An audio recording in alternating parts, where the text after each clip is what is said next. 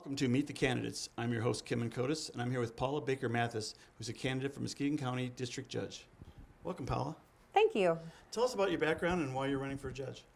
Well, I was born in Flint, raised in Saginaw County in a small town, and then went to Tulane University for college. After completing there, I went to Cooley Law School in Lansing, graduated in 1993. Got licensed as an attorney right away, also got licensed in Colorado and lived out in Colorado for a couple of years, and then came back to help take care of my mom when she got sick. She recovered, and then I started working for the Legal Services of Northern Michigan up in Escanaba in the UP.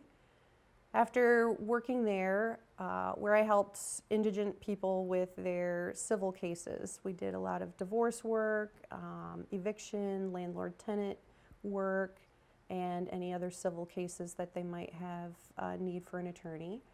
I was offered a job in 2000 to come work here in Muskegon County with Prosecutor Tony Tagg.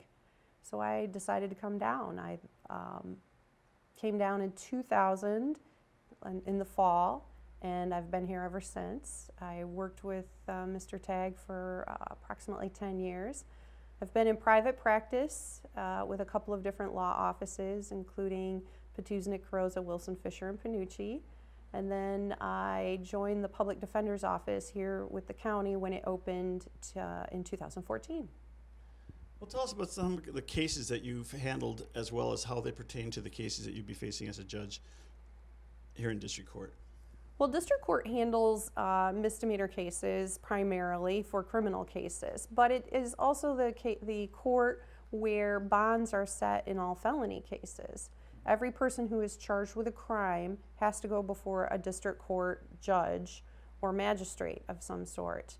The judge will arraign the person on the charge, make sure that they have been made aware of all of their trial rights, and arraign them, read the charges to them, and then make a decision about bond. Then some felonies get set for a preliminary exam. Well, all get set for a preliminary exam, but some people choose to waive it. But if they do have a preliminary exam, that goes in front of a district court judge as well. And that's a probable cause hearing, where the judge has to determine whether there's evidence that establishes that a crime was committed by that individual at a probable cause standard. Not proof beyond a reasonable doubt, it's just probable cause. District court judges also do landlord-tenant cases, small claims actions, and civil actions involving less than $25,000. My experience has been primarily as a criminal lawyer. I have prosecuted cases, all the types of cases that are handled in district court, and I've also defended all the types of cases that are handled in district court. Right now I'm in district court every single day handling a full caseload in front of Judge Kostrava, so I am seeing every single type of case that comes before the courts, including the preliminary exams. And it's a busy docket, but I can honestly say that there isn't a type of case that would come before the district court judge that I have not handled. And there isn't a type of motion that I haven't handled. I have handled numerous motions in front of the judges in different issues and researched them, so I'm very well aware of the types of things that go before the district court judge. So the preparation for the attorneys that come before you is really important, as well as in regards to how they present their case, in terms of for you as a judge to determine whether they're really best suiting their client. Well, you know, they have to prepare their case to make sure that they are advocating the best for their position. The prosecutor needs to be prepared for their position, and the defense attorney also needs to be prepared for their position. The civil attorneys also have to be prepared. In small claims, there are no lawyers, so the individuals have to make their arguments the best that they can without a lawyer. Once they get a lawyer, if they get a lawyer, then it moves into the regular civil docket where there are lawyers involved. Let's talk about some of the things that are coming forth with sobriety court and veterans court and the mental health court. What are some of the things regarding alternative sentencing and other ways of handling cases that come before the court here in Muskegon? Well, Muskegon is really lucky because about 10 years ago, Judge Waringo went to a program out, I think it was out of state, and learned about sobriety court. And he came back and wanted to put it in place in Muskegon. So he and Judge Close together worked to set up the sobriety court program a little over 10 years ago. And it has been a huge success. The sobriety court program is for individuals convicted of drunk driving offenses who are interested in learning how to live their life sober. There's a felony aspect or component, and there's also a misdemeanor component. Judge Close supervises the misdemeanor cases, and Judge Waringo has a special appointment to supervise the felony cases. Their program is pretty much the same, but they just have different groups of people involved in their cases. The program involves 18 months of probation, which includes daily testing for a period of time, random testing after that, and they slowly wean them off the random testing over time. But they've also had significant amounts of counseling and meetings to go to. They are required to go to AA meetings or an equivalent of AA. They are also required to do individual counseling and group counseling. And they also have to check in with the judge every 2 weeks. They come to court and meet with the probation agent, as well as go into the courtroom with the judge to hear about what the judge has to say or to find out how everybody else is doing. So is that part of the trend now where we're not just keeping people out of jail, because there are obviously people who are going to serve time in jail for various consequences and actions, criminal actions that they do, but are we seeing a reduction in terms of the workload for the court as well as maybe helping people get back to a more rehabilitative, productive state? I think Muskegon has been moving towards that. I think that our sobriety court has shown an amazing or remarkable turnaround in these individuals' lives, that it was then decided to have a mental health court. Judge Lattice Hoops started her mental health court as a result of seeing some of the changes from sobriety court.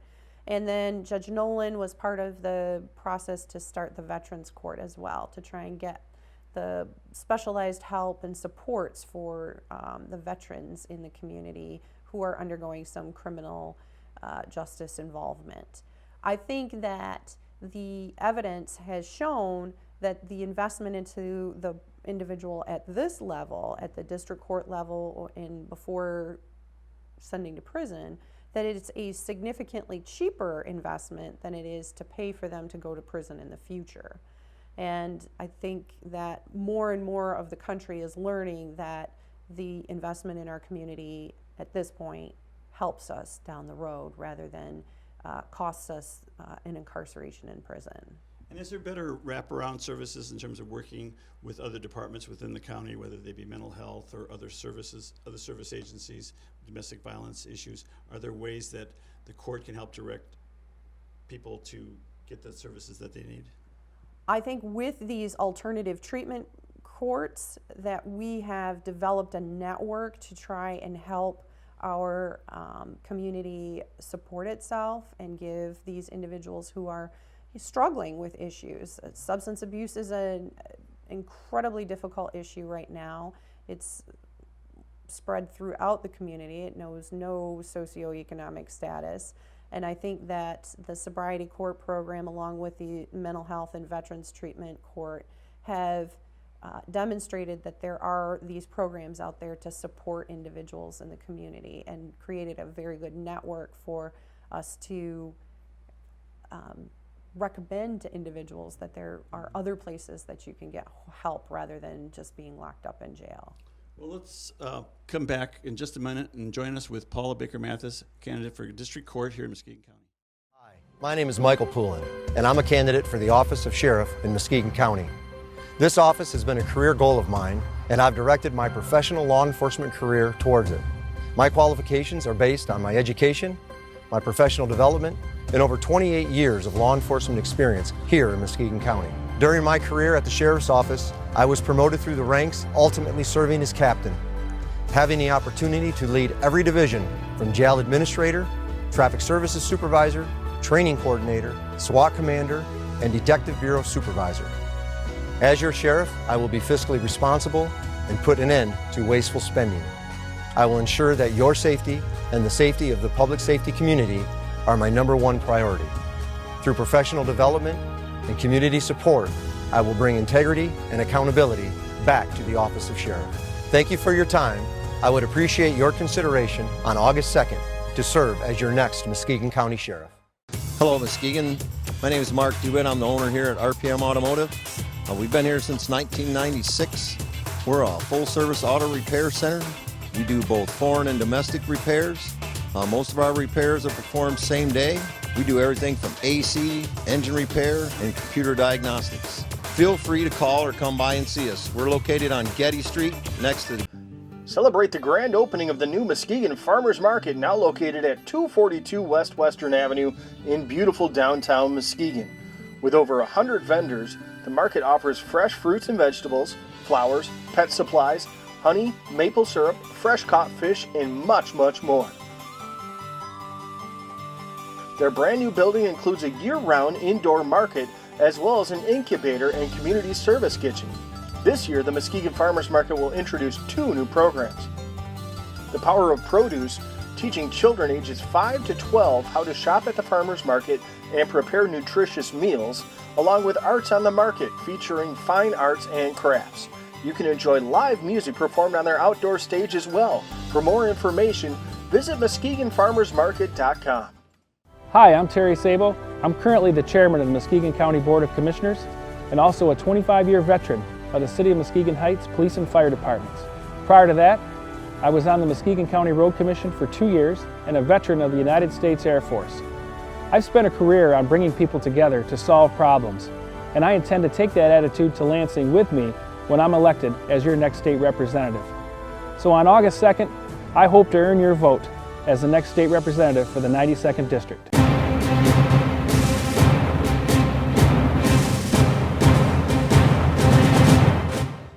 Back to Meet the Candidates. I'm your host, Kim Mankotis, and I'm here with Paula Baker-Mathis, who's a candidate for Muskegon County District Judge. Welcome back, Paula. Tell us about your role in the community and some of the activities you've been participating in. Thank you. Well, I met my husband in 2004, and he is born and raised here in Muskegon County, and married him in 2006. We have 2 children together. They are 8 and 5. My daughter just turned 5. That's why I'm reaching for that. She just turned 5. Anyway, so we are raising them in the Reese Puffer School District in my husband's childhood home. And so I have great support from my mother-in-law and my husband's family, the extended family. My parents are on the east side of the state still. But even before that, I started getting involved with different groups. I have worked on a number of different organizations. I volunteered for the Lunch Buddies program through Big Brothers and Big Sisters for a while until just before it ended, before McLaughlin School closed. And I've also been a member of the West Shore Symphony Board. I've been a member of the Women's Division of the Chamber of Commerce for almost 10 years, I think, maybe 9. I co-chair a committee now. I've been on that committee most of the time I've been in the organization. It's the Silent Auction Committee for the Fashion and Frolic, which is our big fundraiser every year. So there's a lot of work that goes into it, but it's great and it's very rewarding to do, and that event is always fun. Tell me about how that's really helped give you a better sense of the community that you're a part of. Well, Women's Division is focused on helping beautify the community as well as support individuals to try and build our community and make it a place that people want to come to. So we give out scholarships to individuals who are going to Baker College and Muskegon Community College with the idea that these individuals will come back to the community when they're finished with their schooling and invest in our community and help it become a better place. We also contribute to a number of different things to try and make it a better place. Beautification funds, we put in the clock down at the farmers market. We do food banks or food trucks regularly. I mentioned the Fashion and Frolic event, which is our biggest fundraiser. That's the fundraiser for our general fund. Women's Division is known for their Dancing with the Local Stars, which has generated a significant amount of money for food banks in the community. But all of that money raised goes only to food banks. Oh, okay. The rest of our money comes from the fundraising through Fashion and Frolic, which is done in the springtime. So it helps us pay for all of the other things that we contribute to, whether it's for the Link Up program at the Symphony, or educational programs for kids, or funds for other nonprofits like the Child Abuse Council or Every Woman's Place or even Webster House when they ask for money. We also give to pet organizations like Noah's Project and community gardens that have recently popped up. So we have our fingers in a lot of different things through Women's Division, and I have found that it's grown significantly since I joined, and it's wonderful because we can then reach out to so many more groups to support our community. Well, in addition to being an advocate for people in the court and your community work, how has all of this helped you to have a better understanding in terms of your preparation to be a judge? Well, I think that knowing your community helps you get kind of a global idea of what is appropriate for certain circumstances. Like a district court judge's job, most important job is, protecting the public. They have to set those bonds, which is highly influenced by whether there's a threat to the public. And knowing about your community and what is available out there for services as well as a support system gives you an idea of where these individuals can go if they are released on a lower bond, or whether you need to have a higher bond under certain circumstances. I think my work as a prosecutor as well as a defense attorney gives me also the background to understand the victim's perspective as well as the defendant's perspective, and makes me look at things a lot more impartially, that I understand both sides of points of view, I guess, and can look at it in an impartial manner. I'm not going to be slanted more towards one side or the other. I have represented both, and I can do that fairly and justly. I also think that understanding the community gives you insight into the supports needed for some of these people going through landlord-tenant eviction processes. So if I understand certain programs like MOCAP or even Department of Human Services or Health and Human Services and what the programs they have available to them, that I can advise, I can give information to the court participants about what is available out there. But I'm not allowed to take a position on things. Okay. I have to be impartial. Right. So I have to be very careful about giving information, but if I can do it in a fair and impartial way, then I will. Is the court becoming more flexible or understanding in terms of helping people to deal with some of the fines and things that are imposed? Because, for example, if someone goes to court and ends up going to jail and not being able to pay child support, is there ways that you try to make sure that their people can get recovery and so that they can return back to their lives but also pay that child support? Well, district court judges don't deal with a lot of child support. Oh, okay. Because that is a family court, which is circuit court. But there have been some changes in the law recently with respect to the cases that district court judges handle.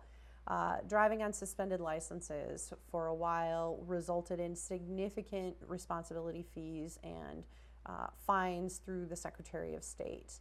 And individuals were ending up with, 5-digit, 6-digit debts to the Secretary of State due to their driving on suspended fees. And there were some cases that came out making reference to that being basically tax collection, and the judges were not very happy about it. So the legislature recently changed some of those rules and eliminated some of those responsibility fees. But ultimately, fines and costs are the judge's discretion. Oh, okay. The judge has the discretion to set those fines and costs based on the case that's before them and the facts that are before them. There are some costs that are mandatory, but others are discretionary. Okay, well, stick around. We'll be right back with Paula Baker-Mathis. For years, people have put together photo collages for special occasions. They go through the photo album and old shoe boxes and pull out their favorite photos and put them on poster boards. The boards are a great way of sharing stories, but it can be a pretty tedious job. Well, we here at Clocks, we want to make that job easier for you. So just bring us all the photos and we'll scan them into the computer, and then we'll print out the collages on our large format printer.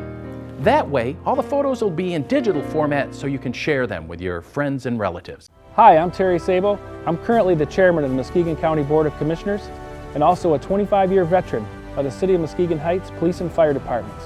Prior to that, I was on the Muskegon County Road Commission for 2 years and a veteran of the United States Air Force. I've spent a career on bringing people together to solve problems, and I intend to take that attitude to Lansing with me when I'm elected as your next state representative. So on August 2nd, I hope to earn your vote as the next state representative for the 92nd District. Bella Maria's in Norton Shores features live music every weekend, along with delectable Italian-American cuisine, succulent steaks, seafood, and of course all your Italian favorites. Bella Maria's Event Center can be rented for weddings, private parties, and corporate events. From their Palermo room, which faces the golf course and features a tent, to their elegant ballroom, Bella Maria's can accommodate up to 350 guests. Bella Maria's in Norton Shores. You can find them on Facebook. McDonald's Candies, 1064 South Getty Street in Muskegon, features an assortment of chocolate-covered nuts and creams, peanut clusters, fudge, seafoam, turtles, cherry cordials, and regular and holiday novelties. Big AAA Storage, offering individually enclosed climate-controlled units from 5x10 to 10x15 feet. Recommended for records, furniture, valuables, and antiques. As well as outdoor units ranging from 10x15 to 10x35 feet. All units are fenced, lighted, equipped with video cameras, and electronic keyed access with security gate. Open 7 days a week, 365 days a year. Big AAA Storage, fulfilling your storage needs.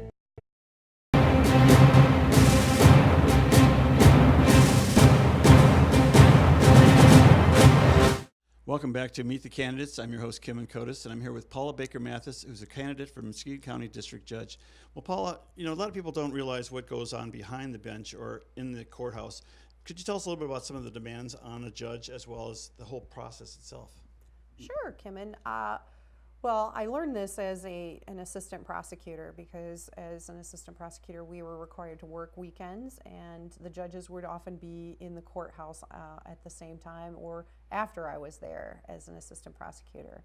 They also are required to sign search warrants, and as a prosecutor, I had to draft search warrants, and I knew or had done the research about what's required to get a good search warrant written.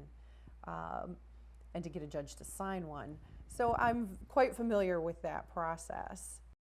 They sign search warrants, they have to come in on the weekends and sign arrest warrants as well, because when individuals are arrested on the street for committing a crime, there is no warrant that is done at that moment, but it is signed by a judge after the arrest.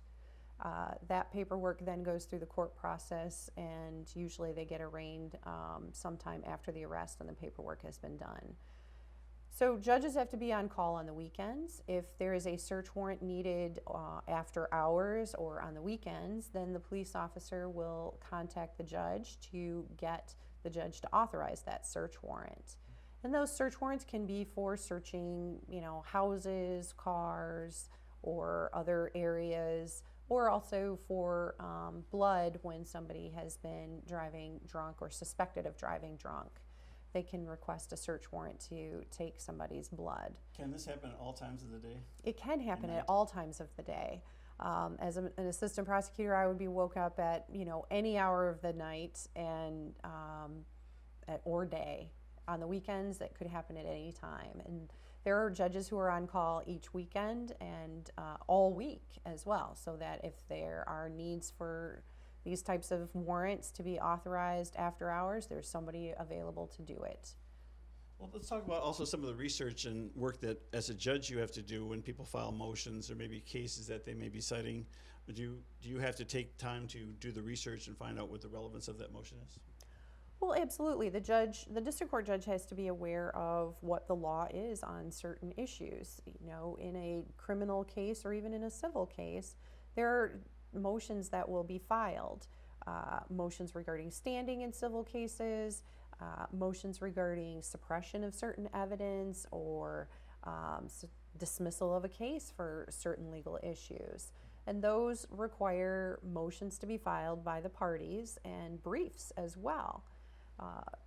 Generally speaking, the judge is supposed to let the attorneys do the work of drafting the briefs in support of their motions or in opposition to the other side's motion, and the judge can review them, and if they think that there's more information out there in other cases, they can do their own research as well. I have handled many cases involving motions in district court as well as in circuit court on felony cases, in criminal cases and civil cases. So I'm aware of all the different types of motions that can be held in those cases.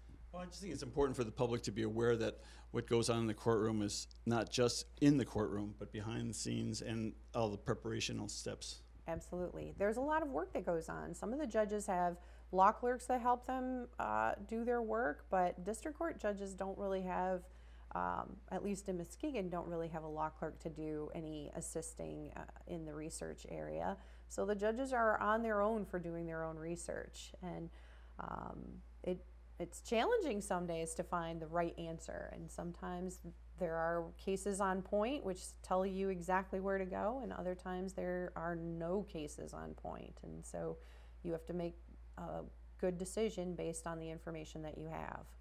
Well, as we're talking about that, let's talk about time management. Is that a big challenge for someone who's a judge in terms of being able to manage your courtroom as well as doing the work you need to do to prepare for cases that come before you?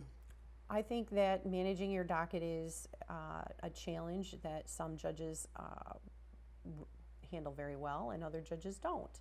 But I think that being up to date on your research will help maintain your caseload at a workable level, and understanding what the attorneys need to get the work done.